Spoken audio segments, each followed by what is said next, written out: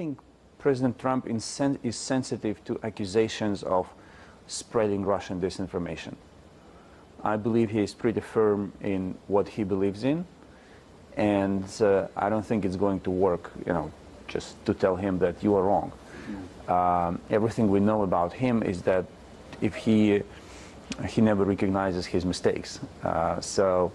And it will be an issue. The question is, he looked around, he thought, Europe is not a partner to make a deal. Ukraine will have to impose what I tell them to do. So the only side that I really have to make a deal with is Russia. And he's wrong in this assessment, because whatever kind of deal he may strike with Putin, there will be two issues. One, you cannot enforce a deal without Ukraine and Europe. And second, Putin does not trust Trump for a very simple reason, because he does not know whether Trump's promises will hold after he's gone.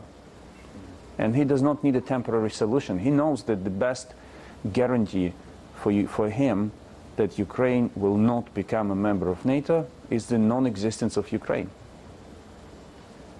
In his conviction, the West always betrayed him. And unfortunately, there are some pundits in the West who kind of reinforce this message and tell the stories of how bad the West was and toward Russia, and how the West brought all of this on our heads, which is not true, but that's a different story. So there are some very, very big hurdles ahead of Trump. Do you think Donald Trump cares what happens to Ukraine? He just wants a deal. He just wants to stop financing the war. Obviously, he's talked about a huge number, which has been disputed. But do you think he actually cares what happens to Ukraine? Do you think he cares about the ramifications for Europe and for the world? I don't think he cares. Okay, let me put it even simpler. I believe he doesn't care. I believe he does not care about any single country in the world except the United States.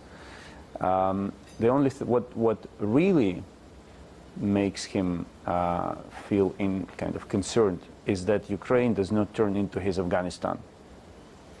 That Ukraine does not, his plan does not collapses in a way that will expose his weakness to the whole world, that he failed to achieve, because he has zero tolerance to failures. We know him, and this is the issue. So it's not about telling him how good Ukraine is and how it deserves his support.